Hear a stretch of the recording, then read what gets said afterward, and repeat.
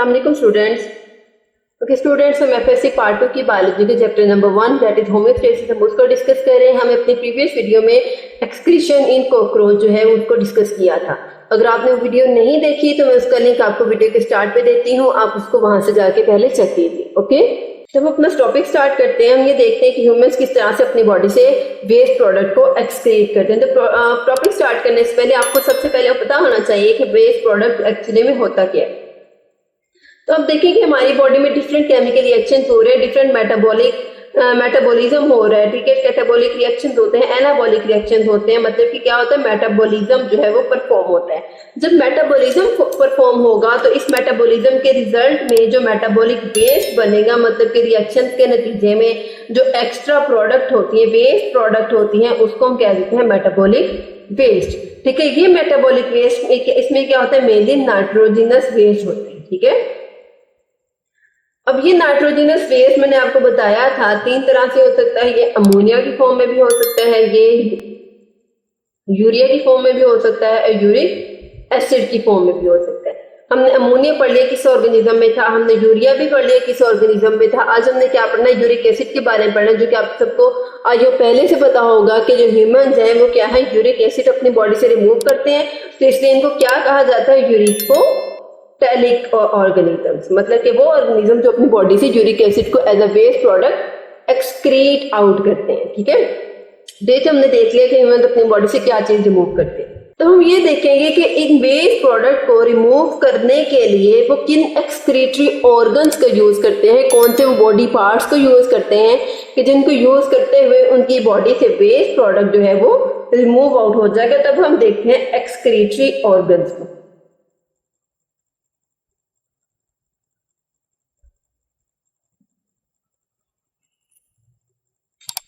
तो अगर हम एक्सक्रीटरी ऑर्गन को देखें तो जो ह्यूमंस हैं उनमें मेनली 2 एक्सक्रीटरी ऑर्गन्स होते हैं। नंबर 1 आ जाता है liver and second one is kidney. ठीक है, इन 2 ऑर्गन्स के थ्रू ह्यूमंस अपनी बॉडी से वेस्ट प्रोडक्ट को अपनी बॉडी से रिमूव करते हैं। टॉपिक स्टार्ट करने से पहले आपको एक चीज कंफर्म हो जाए, क्लियर हो जाए कि जो स्किन है, अक्सर लोग ये कहते हैं कि स्किन हमारा एक्सक्रीटरी ऑर्गन है। That is wrong. स्किन कभी भी हमारा एक्सक्रीटरी ऑर्गन नहीं होता। क्योंकि क्या होता है कि जब स्किन जो है, स्किन में जब स्वेटिंग होती है, स्वेटिंग कहां से होगी, स्वेट ग्लैंड से होगी। ठीक है, स्वेट ग्लैंड से जब स्वेटिंग होती है तो स्वेटिंग के दौरान हमारी बॉडी से क्या चीज रिमूव होती है, वाटर और सॉल्ट जो है वो बॉडी से रिमूव आउट होते हैं। ठीक है, अब ये वाटर और सॉल्ट बॉडी से रिमूव क्यों होते हैं, टू मेंटेन थर्मो रेगुलेशन, कि हमारी बॉडी का जो थर्मो रेगुलेशन लेवल है वो मेंटेन है। तो इसके लिए जो है स्वेटिंग के थ्रू बॉडी से वाटर और सॉल्ट जो है वो रिमूव हो जाते हैं।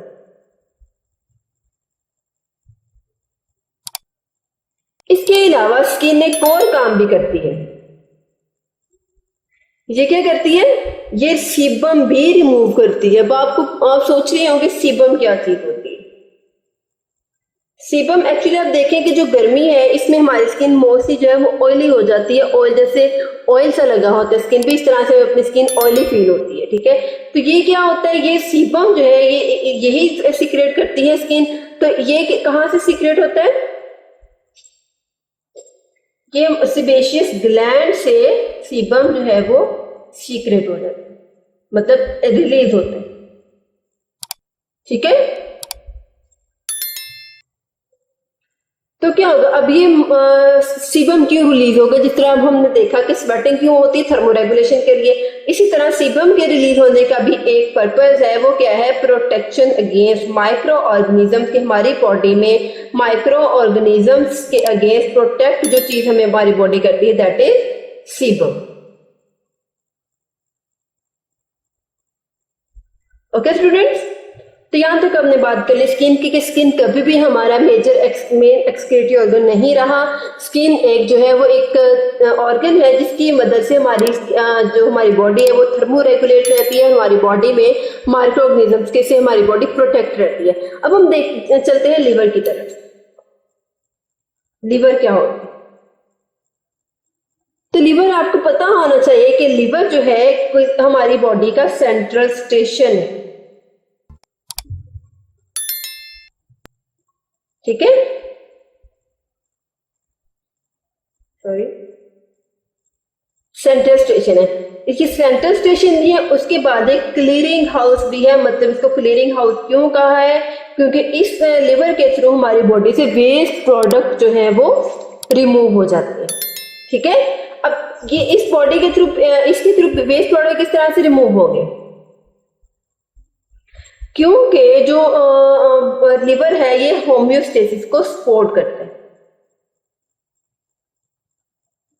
सपोर्ट होम्योस्टेसिस, जिसकी वजह से हमारी बॉडी का जो इंटरनल लेवल है वो सेट पॉइंट पे रहता है, वो डिस्टर्ब नहीं होता। ओके, अब हम लिवर का एक्सक्रीटरी रोल देखते हैं कि लिवर का क्या रोल है एक्सक्रीशन।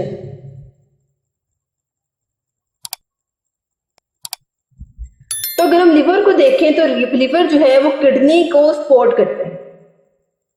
किडनी को सपोर्ट करेगा किसमें?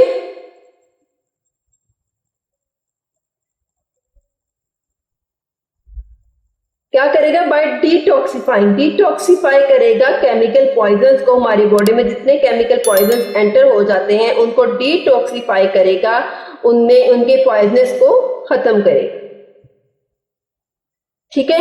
इसके अलावा क्या करता है? वो बॉडी में वेस्ट प्रोडक्ट का जो है उसमें से हमारे जो बॉडी है उसमें अमोनिया भी रिलीज करता है, यूरिया भी प्रोड्यूस करता है और यूरिक एसिड भी प्रोड्यूस करता है। अब हमने तो बात की थी कि जो एनिमल्स हैं, ह्यूमंस हैं, सॉरी, वो क्या है? यूरिकोटैलिक है। अब हमने इसमें यूरिया और NH3 का नाम क्यों लिया? तब हम ये भी देखते हैं, सॉरी, यूरिया रिलीज करते हैं, ठीक है। तो अब हम ये देखते हैं कि ये यूरिया की साइकिल के थ्रू रिलीज करते हैं। क्या साइकिल होता है, क्या क्या ये मेथड यूज करता है जिसकी वजह से यूरिया ह्यूमन बॉडी से रिलीज हो जाता है। ओके स्टूडेंट्स, तो अगर हम साइकिल को देखें तो हमारे पास सबसे पहला केमिकल आता है ऑर्निथीन।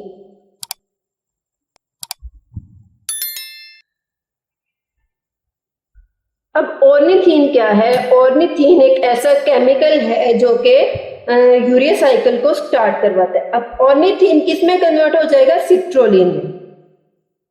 अब ये सिट्रोलिन में कैसे कन्वर्ट होगा? इसमें क्या आएगा? एक मॉलिक्यूल इसमें अमोनिया का आएगा और एक ही इसमें कार्बन डाइऑक्साइड का मॉलिक्यूल आएगा। जब एक अमोनिया और एक कार्बन डाइऑक्साइड एंटर होगा ऑर्निथीन में तो क्या करेगा? ये सिट्रोलिन बना देगा। अब सिट्रोलिन से एक नेक्स्ट मॉलिक्यूल बनता है, एक केमिकल बनता है, दैट इज आर्जिनिनो सक्सिनेट, ठीक है।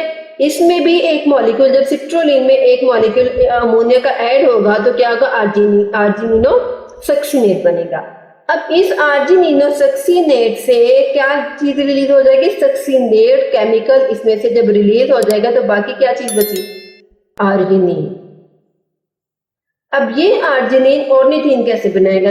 ये आर्जिनिन क्या करेगा? एक एंजाइम को यूज करेगा, ठीक है। उस एंजाइम का नेम है आर्जिनेज और उस एंजाइम को यूज करते हुए जब ये एंजाइम आर्जिनिन के साथ जाके रिएक्ट करेगा तो क्या होगा? यूरिया रिमूव हो जाएगा, यूरिया प्रोड्यूस हो जाएगा किसी भी ह्यूमन की बॉडी में। ओके, तो यहाँ तक आई होप आपको समझ आई होगी। हमने यूरिया साइकिल को पढ़ा। बेसिकली इसमें बहुत सारे स्टेप्स होते हैं जो कि आप जैसे ही अगर इसमें आप आगे मूव करेंगे तो आप उसको वन बाय वन सारा देखेंगे। लेकिन ये जो आपका बेसिक है, जिसमें हमने 4 स्टेप्स इसके पढ़ने के, ऑर्निथीन से सिट्रोलिन, सिट्रोलिन से आर्जिनिनो सक्सिनेट, फिर आर्जिनिनो, फिर ऑर्निथीन, और इन दोनों के दरम्यान में क्या रिमूव हो जाता है? यूरिया, ठीक है। तो आपने ये वाला जो साइकिल है ये आपका शॉर्ट क्वेश्चन भी आ सकता है, आपको MCQs में भी पूछा जा सकता है, ठीक है। ओके, तो अगर आपने एक बात नोट की हो तो जैसे हमारा यूरिया बना है, किसी भी ह्यूमन की बॉडी में यूरिया बनता है तो यूरिया की फॉर्मेशन के दौरान उसकी बॉडी में जो चीजें यूज होती हैं उसमें आ जाता है हमारे पास, जब जो है वो 2 मॉलिक्यूल जो है वो अमोनिया के यूज हो रहे हैं और 1 मॉलिक्यूल किसका यूज हो रहा है? कार्बन डाइऑक्साइड का। जब ये तो 3 मॉलिक्यूल यूज होंगे तो क्या बनेगा? यूरिया प्रोड्यूस होगा। ओके स्टूडेंट्स, तो यहाँ तक हमने पढ़ लिया लिवर का रोल। अब हम लिवर के कुछ फंक्शंस पढ़ते हैं कि लिवर किस तरह से अपनी फंक्शंस को परफॉर्म करता है। ओके,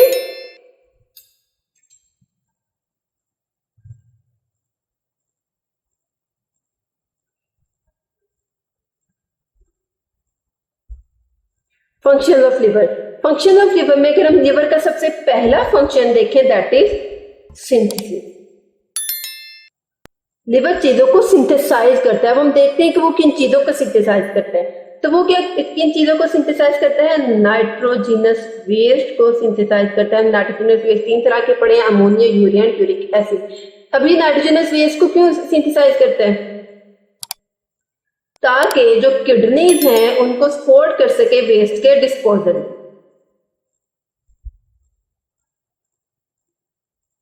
मतलब कि अपनी बॉडी से, किडनी से वेस्ट को रिमूव करने में ये उसकी हेल्प कर सके।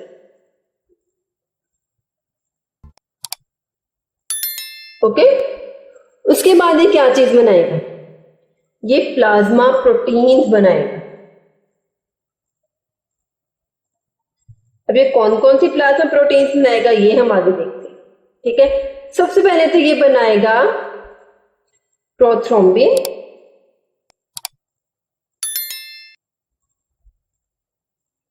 और दूसरी बनाएगा ये फिब्रिनोजिन।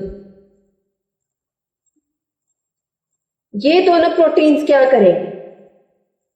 ठीक है, ये दोनों प्रोटीन्स ब्लड क्लॉटिंग में हेल्प करेंगे। जिस तरह जैसे ही बॉडी पे कोई भी कट लगता है तो वहां से क्लॉटिंग स्टार्ट हो जाती है ताकि ब्लड जो है वो रिमूव ना हो, वेस्ट ना हो।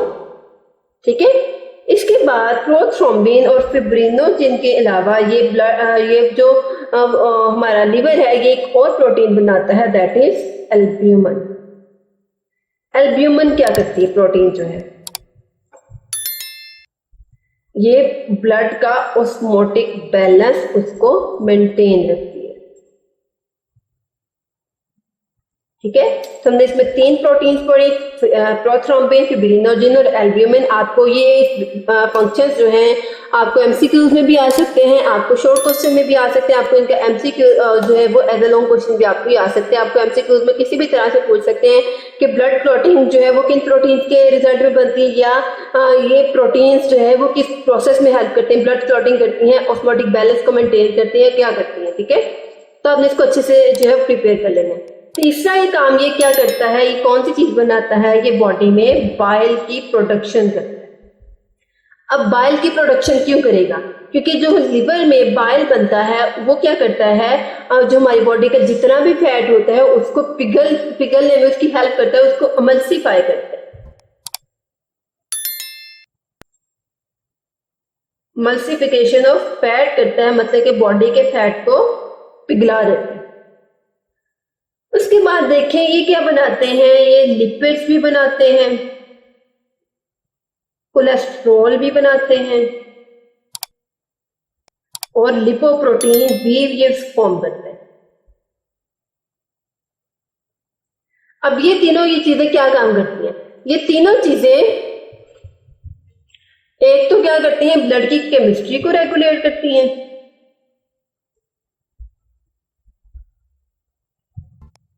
ठीक है, रेगुलेट ब्लड केमिस्ट्री। दूसरा काम ये क्या करती हैं, स्टोर करती हैं एनर्जी को, और तीसरा काम क्या करती हैं, help to maintain cell membrane या प्लाज्मा मेम्ब्रेन के, जो प्लाज्मा मेम्ब्रेन है उसकी मेंटेनेंस में भी ये हेल्प करती हैं। ये जो लिपिड, कोलेस्ट्रॉल, प्रोटीन्स हैं, तब आपको अगर याद हो तो जो सेल मेम्ब्रेन होती है इसमें लिपोप्रोटीन्स होती हैं। ठीक है,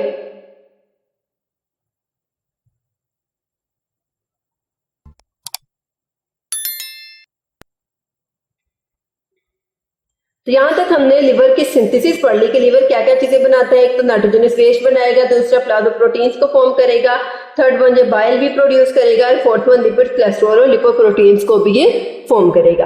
अब हम देखते हैं कि जो लिवर है वो क्या क्या चीजें स्टोर कर सकते हैं। अब हम लिवर की स्टोरेज देखते हैं। सेकेंड फंक्शन, मेन फंक्शन इसका क्या है, स्टोरेज। अभी स्टोर किन चीजों को करता है हम उसको देखते हैं। नंबर 1 अगर हम बात करें आयरन की, तो लीवर क्या करता है, आयरन को स्टोर करता है। ये आयरन क्या करता है, ये आयरन हमारे ब्लड के जो हीमोग्लोबिन प्रोटीन होती है उसके साथ ज्वाइन करके, उसके साथ जुड़ के ये ऑक्सीजन को अपने साथ जो है वो अटैच करता है ताकि ब्लड जो है वो ऑक्सीजनेटेड हो सके और हीमोग्लोबिन जो है वो ब्लड में एंटर हो सके। तो क्या करेगा, ये टिश्यूज की ऑक्सीजनेशन करेगा।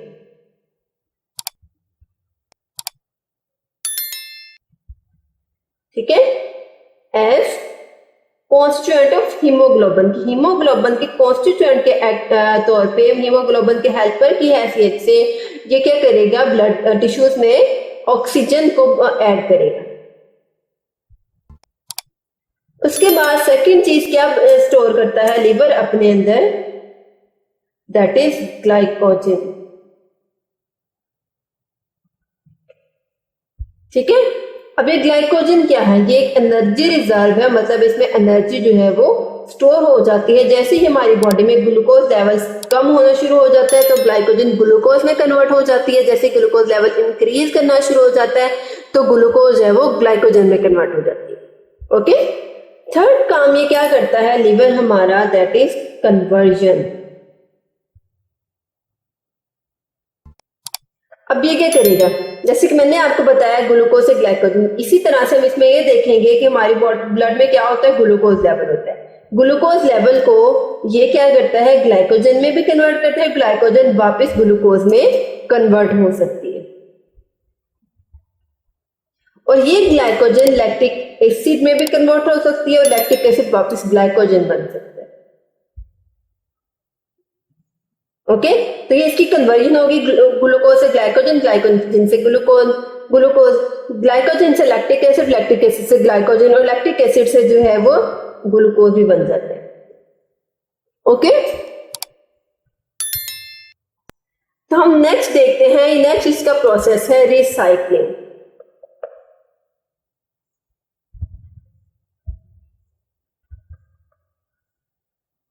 रिसाइक्लिंग क्या करेगा, किस तरह से करेगा, जो ओल्ड ब्लड सेल्स होंगे उनको रीन्यू करेगा, उनको जो है ऑक्सीजनेटेड करेगा ताकि उनमें जो है वो ऑक्सीजन ऐड हो सके और उनकी जो उनमें जो आयरन और हीमोग्लोबिन, मतलब आयरन में जो हीमोग्लोबिन में जो आयरन होता है वो उसमें ऐड कर देता है ताकि उसकी ओल्डनेस जो है वो खत्म हो जाए।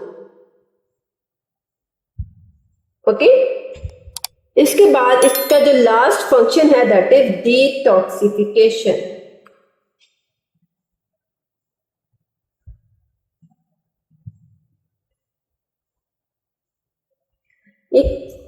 ये क्या करेगा, बहुत सारे केमिकल्स को डिटॉक्सिफाई करेगा, मतलब कि उनके पॉइजनस को खत्म करेगा। अब ये केमिकल्स ह्यूमन बॉडी में आए कैसे, ठीक है, ये केमिकल फूड में भी आ सकते हैं। जब हम देखेंगे जब फसलों पे स्प्रे की जाती है तो वही फूड जब हम यूज करते हैं तो वो केमिकल उन फूड के थ्रू हमारी बॉडी में आ सकते हैं। जब हम ड्रग्स लेते हैं तो ड्रग्स में भी, मतलब मेडिसिन में बहुत सारे ऐसे केमिकल्स होते हैं जो कि हमारी बॉडी में स्टोर हो जाते हैं और उनको डिटॉक्सिफाई फिर हमारा लिवर कर देता है। ठीक है, तो यहाँ तक हमने पढ़ ली liver as an excretory organ. ठीक है, आई होप आपको यहाँ तक आज की वीडियो की अच्छे समझ आई हो। अगर आपको इस वीडियो में कोई भी कंफ्यूजन लगे, किसी चीज की समझ ना आ रही हो तो आप प्लीज कमेंट सेक्शन में जरूर पूछिएगा। ओके स्टूडेंट्स, तो ये था हमारा आज का टॉपिक। आई होप आपको आज की वीडियो की अच्छे समझ आई होगी। अगर आपको मेरी वीडियो अच्छी लगी हो तो फिर चैनल को लाइक कीजिए, सब्सक्राइब कीजिए, साथ ही बेल आइकन के बटन को प्रेस कीजिए। इससे आपको मेरी हर वीडियो का नोटिफिकेशन सबसे पहले फ्री में देखने को मिलेगा। ओके स्टूडेंट्स, अल्लाह हाफिज़।